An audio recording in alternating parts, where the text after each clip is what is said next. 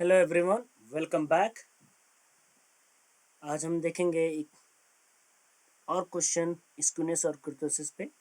इसके previous video में हमने स्क्यूनेस और कुर्तोसिस पे एक क्वेश्चन देखा था एंड पहले हमने डिफाइन किया था स्क्यूनेस क्या होता है, कुर्तोसिस क्या होता है। स्क्यूनेस का मतलब सिमेट्री हमको देखना है कि कितनी डिस्टर्ब हुई है, उसको मेजर करने के लिए स्क्यूनेस का यूज किया जाता है ना। Whereas kurtosis was about that how peaked is data, है ना, कितना डेटा पीक कर रहा है या कितना डेटा फ्लैट है, उसके बारे में था, है ना। और इस रिगार्डिंग हमने 4 कोफिशिएंट आपके स्टडी किए थे।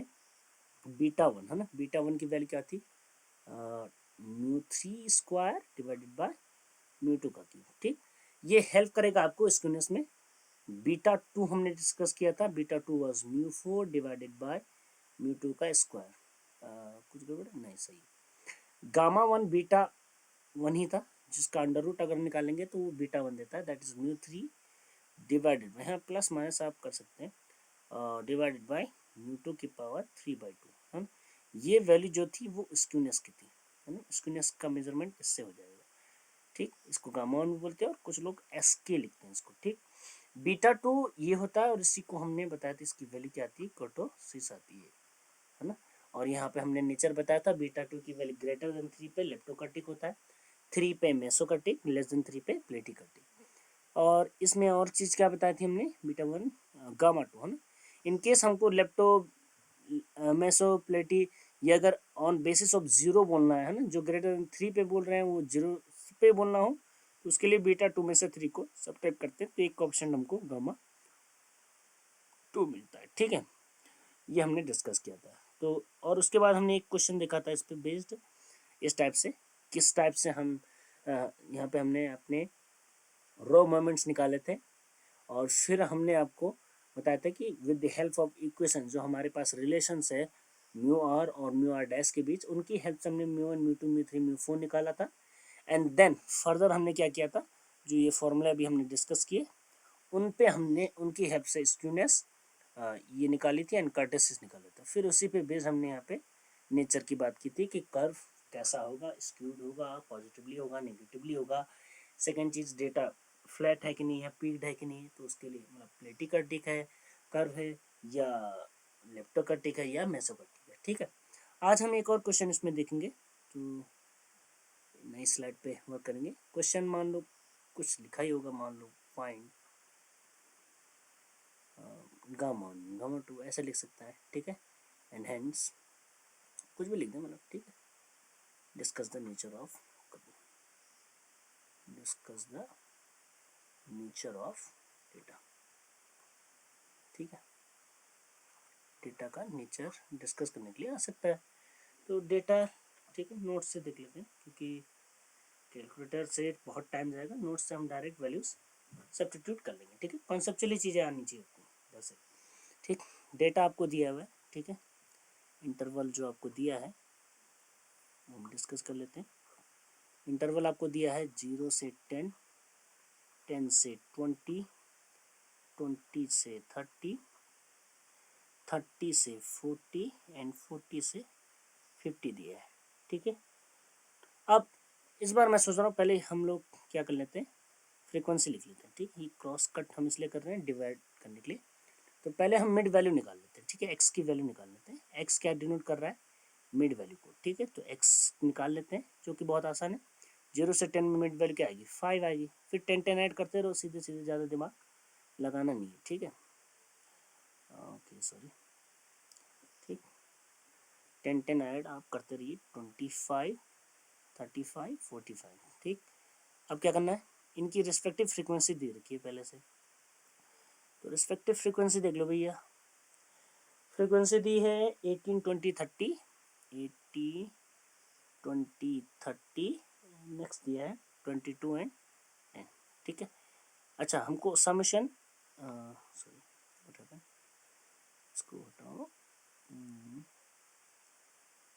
ठीक है, 10, ओके, कुछ गड़बड़ हो गया, चलो कोई।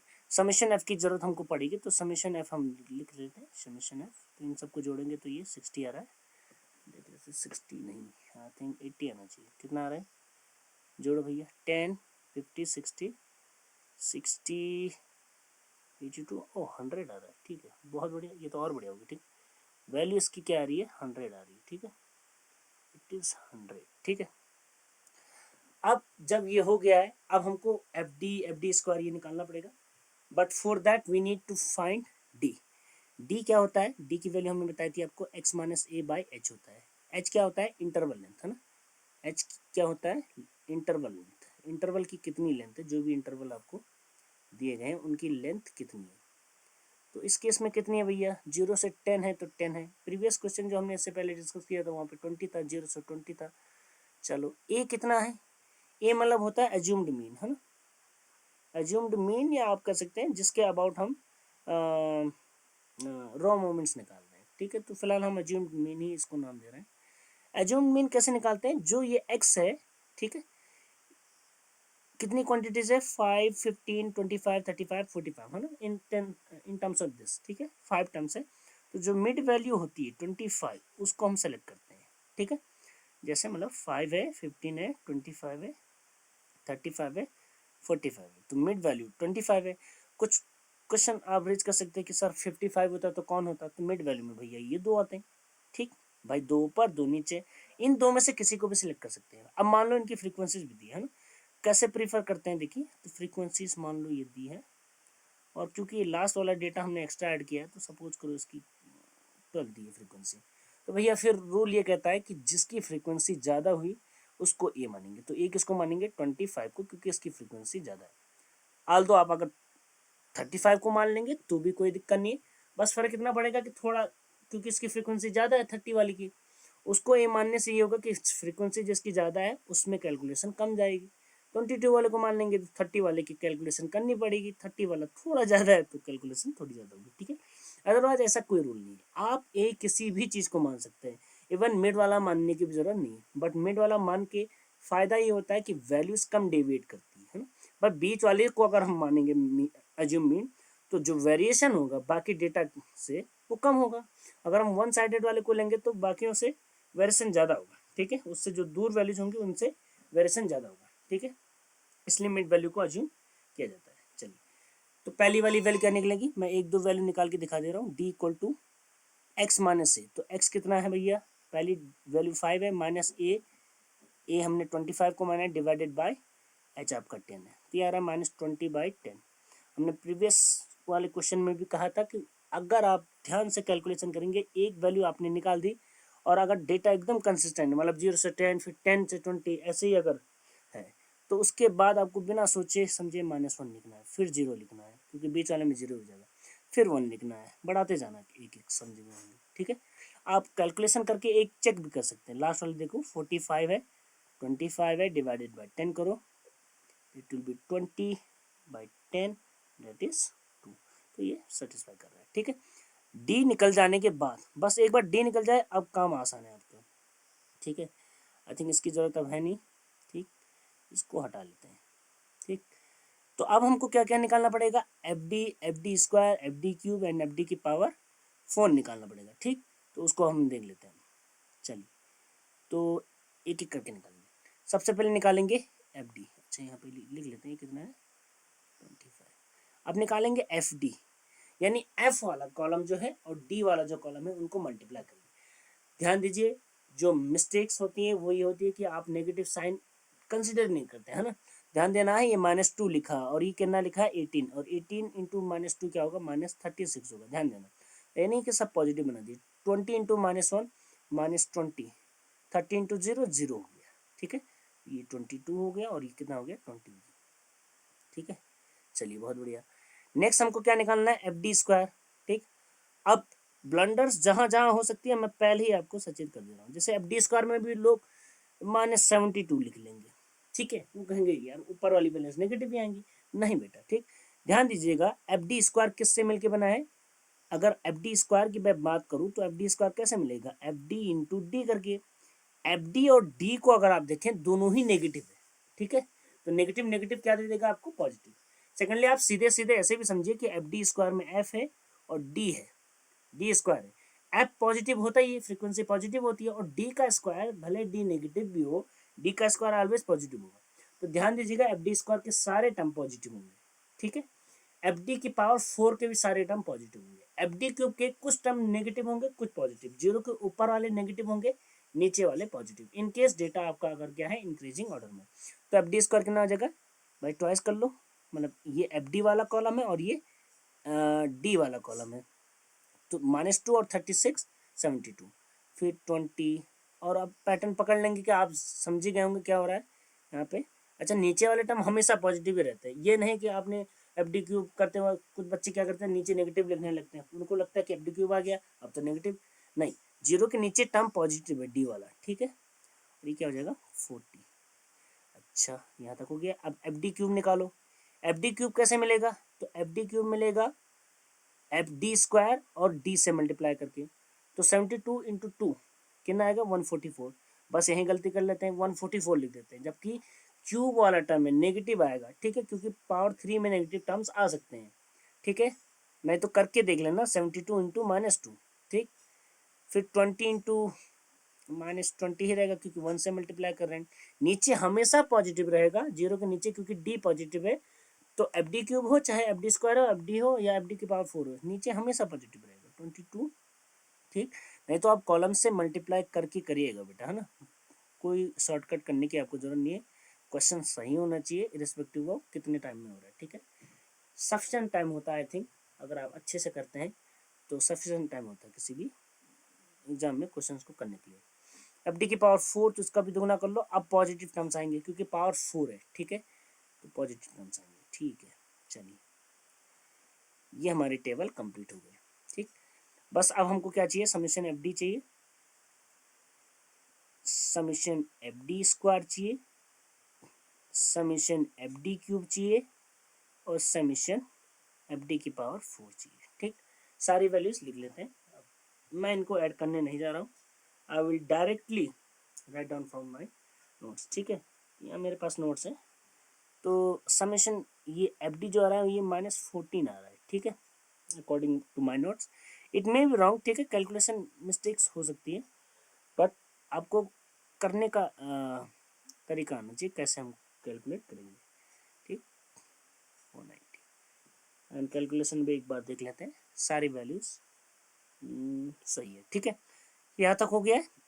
अब हमने क्या करने हैं, सबसे पहले हम क्या निकालेंगे, अपने रॉ मोमेंट्स निकाल लेंगे, रॉ मोमेंट्स जैसे ही निकल जाएंगे उनकी हेल्प से हम लोग क्या निकालेंगे, अपने सेंट्रल मोमेंट, जो हमने आपको कनेक्शंस पढ़ाए हैं ना, मतलब जो भी रिलेशन उनके बीच है उनकी मदद से हम क्या कर सकते हैं, निकाल सकते हैं।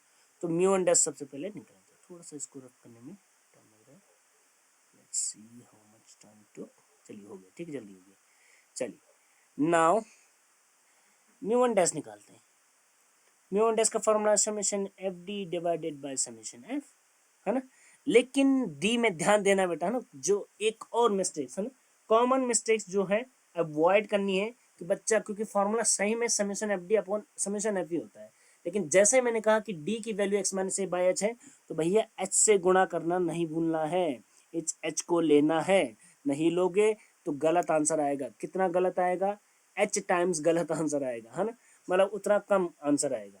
समेशन एफ डी कितना है देख लो भैया, -14 है। अच्छा, अच्छी बात इसमें यह है कि आपका समेशन एफ 100 है, तो कैलकुलेशन इजी पीजी होने वाली है, ठीक है भाई, काट दो इसको, तो 1 0 कटा तो ये -1.4 आ रहा, चलो अच्छी बात है। म्यू टू डैश क्या हो जाएगा, summation F D divided by summation F into H, है ना, एक और मिस्टेक बच्चे ये करते हैं कि इंटू एच करते हैं, इंटू एच नहीं, क्योंकि एफ डी स्क्वायर होता है म्यू टू डैश में, तो यहाँ पे भी एच स्क्वायर होगा, क्योंकि डी स्क्वायर अगर करेंगे तो क्या आएगा, एक्स माइनस ए का whole square divided by H square, तो हमने फैक्टर कितना कम किया है, एच स्क्वायर से कम किया है, इसीलिए उसको बैलेंस करने के लिए एच स्क्वायर से गुणा करेंगे।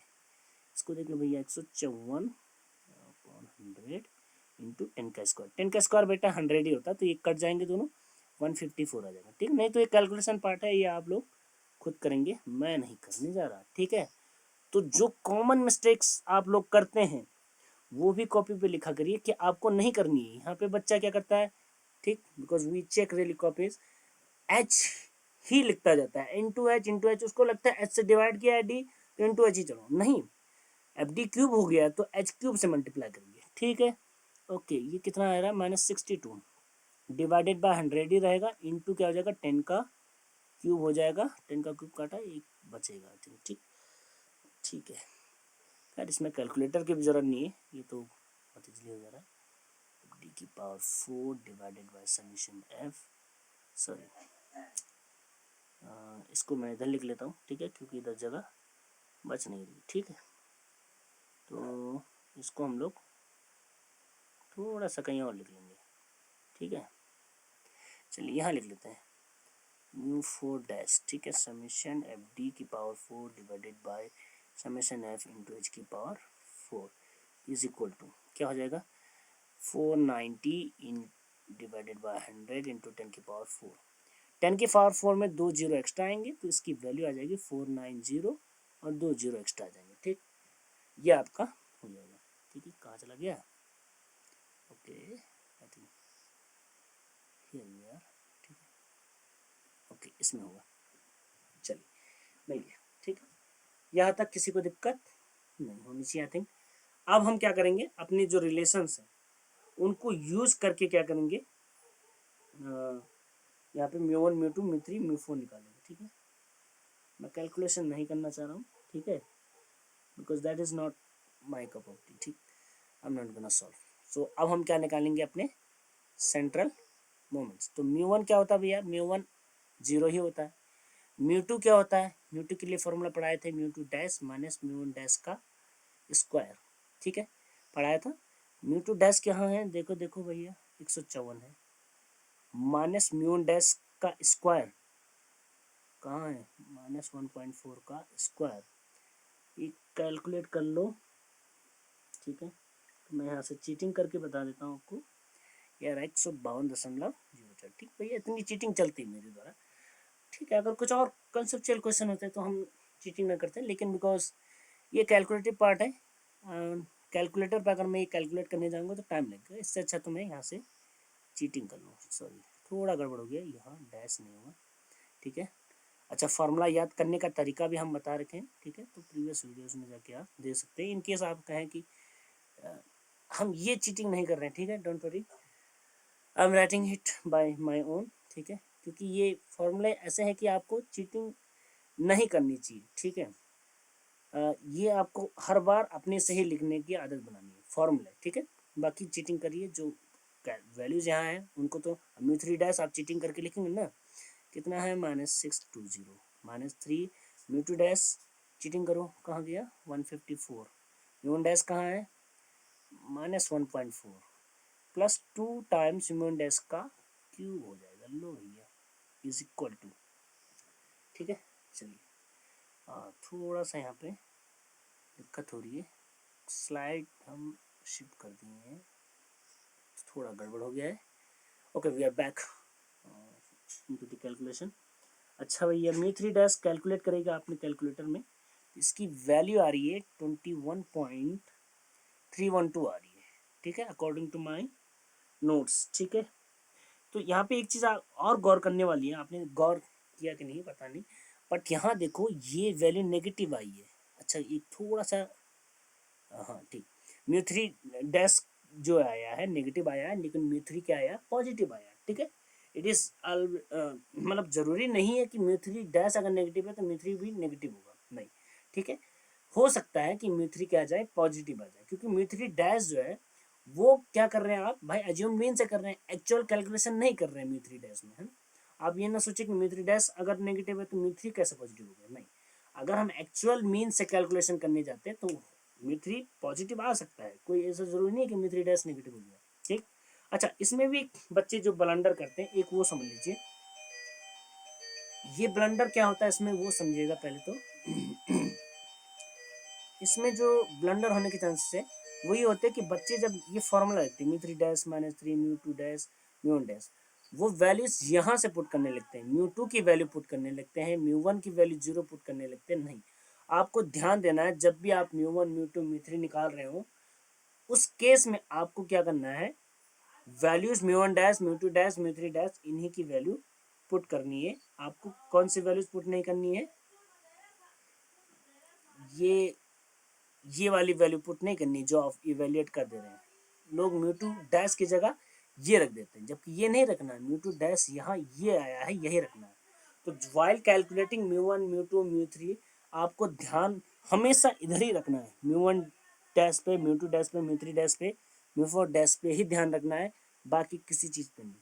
Mu one mu two mu three पे ध्यान नहीं देना, ठीक है। तो ये जो ब्लंडर्स आप लोग करते हैं उसको हम पहले ही बता देते हैं, ठीक है। और उम्मीद है कि आप लोग नहीं करेंगे, ठीक है। ओके चलिए, तो अब लास्ट वैल्यू रहेगी, एक वैल्यू और निकालनी है, म्यू फोर, ठीक है। म्यू फोर इक्वल टू, और मुझे चीटिंग करने की जरूरत नहीं है, mu four dash minus four mu three dash mu one dash plus six mu two dash mu one dash का स्क्वायर और 4 6 7 3 म्यू वन डैश की पावर 4, ठीक है। तो ये चीज़ें चीटिंग करने की ज़रूरत नहीं है, क्योंकि ये लॉजिकली आप याद करेंगे, ठीक है। अगर लॉजिकली करते हैं तो, अगर आप रट्टा ही मानना चाह रहे हैं तो अलग बात है। सारी वैल्यूज सब्स्टिट्यूट करिए, हमने कहा था, फिर से वही कहूँगा, म्यू फोर डैश इस वैल्यूज यहाँ से रखनी है, ठीक है। यहाँ से कोई रोल इनका ही, इनसे कोई इसका मतलब नहीं है, ठीक है। म्यू फोर डैश कहाँ भैया, देखो 49000 minus four mu three dash कहाँ भैया, -620 म्यू वन डैश क्या है, -1.4 है, plus 6 time mu two dash is 154 mu one dash -1.4 का स्क्वायर माइनस 3 टाइम्स -1.4 का पावर 4, ठीक है। तो ये कैलकुलेट करके आ रहा है according to my notes. Cheating करते हुए हम अच्छे नहीं दिख रहे, लेकिन करनी है, ठीक है। लेट्स सी वन, ओके 47327.51 आ रहा है, ठीक है। और ये हमारी वैल्यूज आ गई है, ठीक है। अब मैं नेक्स्ट स्लाइड नहीं यूज़ करूँगा, मैं यही गामा वन गामा टू सारी यही वैल्यूज़ कैलकुलेट कर लूँगा। तो ये बॉक्स में हम सारी वैल्यूज़ कैलकुलेट करने की कोशिश करेंगे, ठीक। सबसे पहले बीटा वन निकाल लो, ठीक। बीटा वन कैसे निकलेगा, अगेन स्लाइड थोड़ा मैंने गड़बड़ कर दी, ओके हियर है। बीटा वन निकालो भैया, बीटा वन क्या है, mu three square divided by mu two का क्यूब, ठीक, इक्वल टू, मैं यहाँ पे डायरेक्ट वैल्यू लिखने वाला हूँ, ठीक है। तो अच्छा ठीक है, इसमें सीधे गामा वन निकाला है मैंने, ठीक है। As I don't have calculator, तो मैं भी सीधे गामा वन कैलकुलेट कर रहा हूँ, ठीक है। क्योंकि मेरे पास कैलकुलेटर नहीं है, ठीक है, इस समय right now I don't have calculator. So सीधे गामा वन निकाल लो, गामा वन कुछ और है नहीं, म्यू थ्री डिवाइडेड बाय क्या होगा, म्यू टू की पावर 3/2। तो आप सारी वैल्यू सब्स्टिट्यूट कर लीजिएगा, मैं डायरेक्ट आंसर लिखने वाला हूँ। इसकी वैल्यू आ रही भैया 0.0114 आ रही है। तो ये कैसा डेटा है बेटा, ये ग्रेटर देन जीरो है, तो इसको क्या बोलेंगे हम लोग, पॉजिटिवली स्क्यूड, है ना। नेचर के साथ में हम बताते चल रहे हैं आपको, पॉजिटिवली स्क्यूड डेटा है, ठीक है। गामा टू निकाल लो, गामा टू क्या होता है, बीटा टू माइनस थ्री होता है। बीटा टू क्या होता है, mu four divided by mu two का स्क्वायर माइनस थ्री होता है। और ये जो कैलकुलेट करके आ रहा है, ठीक है, डायरेक्ट हम वैल्यूज लिखने वाले हैं, I am not doing whole calculation. ये -0.953 आ रहा है, क्योंकि गामा टू नेगेटिव है। तो गामा टू तब नेगेटिव हुआ होगा जब बीटा टू की वैल्यू 3 से छोटी रही होगी, भाई समथिंग -3 अगर नेगेटिव आ रहा है, इसका मतलब बीटा टू क्या होगा, लेस देन 3 रहा होगा। और बीटा टू लेस देन 3 है, इसका मीनिंग क्या हो गया आपका, कर्व कैसा है, प्लेटी कर्टिक, ठीक है, प्लेटी कर्टिक, ठीक। तो ये क्वेश्चन इसी के साथ हमारा समाप्त होता है, ठीक है। उम्मीद होता है आपको सब कुछ समझ में आ गया होगा। दो एग्जाम्पल मोर देन सफिशिएंट है आई थिंक, ठीक है। इससे ज़्यादा हम क्या ही कराएं, ठीक है। सो इसी के साथ ये वाला पोर्शन हमारा एंड अप होता है। इसके बाद हम कोरिलेशन एंड रिग्रेशन स्टार्ट करेंगे। उम्मीद है वो अराउंड 5 लेक्चर में ख़त्म हो जाना चाहिए, ठीक है। तो इसी के साथ I am ending my video, thank you for watching, ठीक, ओके, थैंक यू।